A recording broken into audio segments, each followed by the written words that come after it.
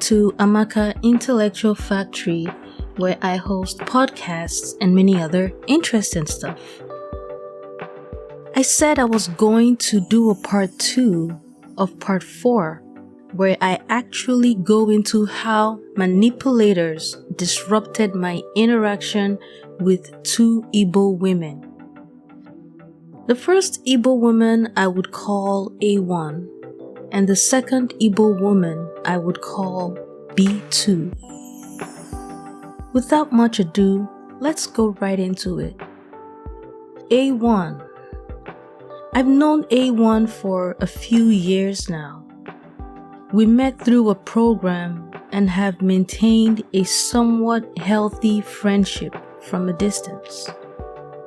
I have so much love in my heart and respect for her that I will not be able to talk about her like I ordinarily would have preferred. Despite the many manipulations of these sorcerers, our friendship remains unscathed. I have to say I am very impressed with her because she has been able to maintain our friendship without compromising herself or hurting my feelings. In her case, the sorcerers I observed that were more active were the dark-skinned black male cults and other Nigerian cults, Afro-Caribbean cults, and to some extent the Hispanic cult. Now these various cults of different races work with one another. So because of how heavily invested these dark-skinned black male cults are in her, as well as the Nigerian cults, and I should add Afro-Caribbean cults, it actually sort of protects her from the malevolence of the Hispanic, white, Southeast Asian, South Asian, and other non-black cults. These various cults don't necessarily see eye to eye, but they tend to have these sorts of agreements among themselves. So when one is heavily invested in a person or people, the rest stand down. One of the most popular ways these dark-skinned black male sorcerers use to hold women hostage to their agenda is to attack female relationships even when they are platonic. How much more when the women are attracted and interested in one another. So it did not take too long before I observed that her responses became a bit distant. I wouldn't say cold, but distant, and I completely understand, especially knowing that she is no longer available. I have a tendency to dream away and fantasize, and I'm telling you, if I start to narrate my fantasies about how I honestly thought that we would get married, have children, a big house, multiple cars, and live very wealthy, loving lives, this video would never end. A Yoruba person would call me an abaya because they would say you're an adult and can't be engaging in such flamboyant fantasies.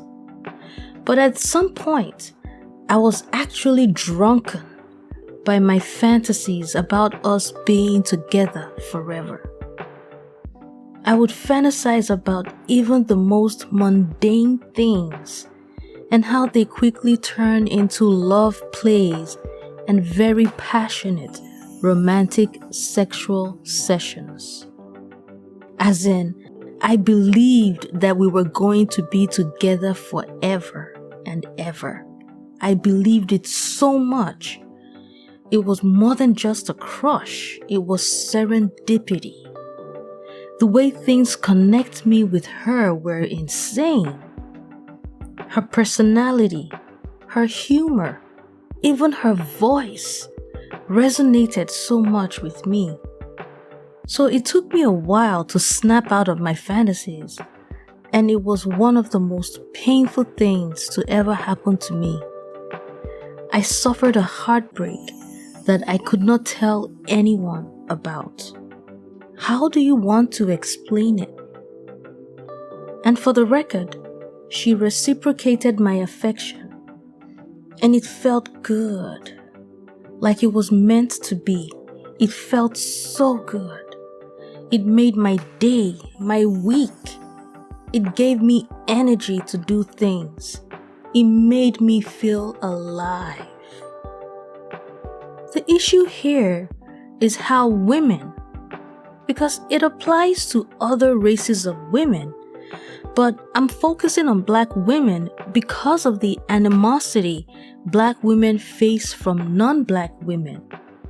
But other races of women deal with this patriarchal problem too.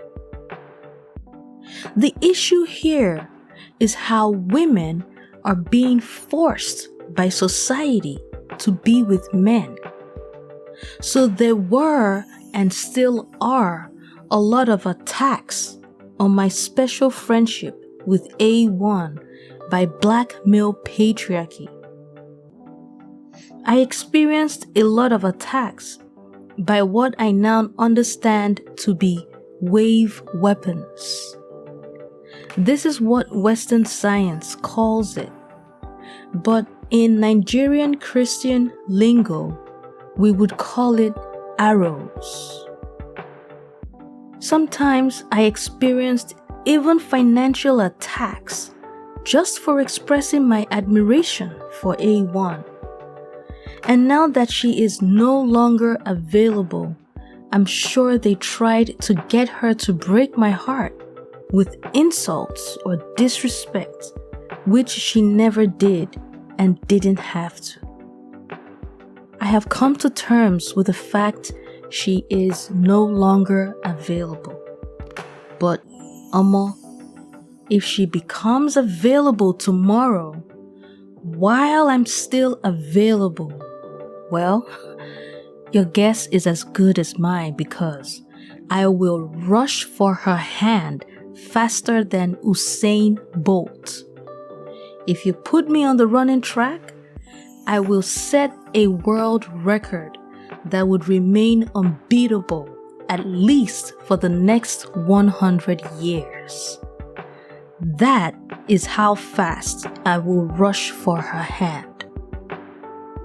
That should give you an idea how much love I have for her, despite the second Igbo lady I will call B2, whom I will be discussing in part 3 of 4. Well, that's all I have to say for now.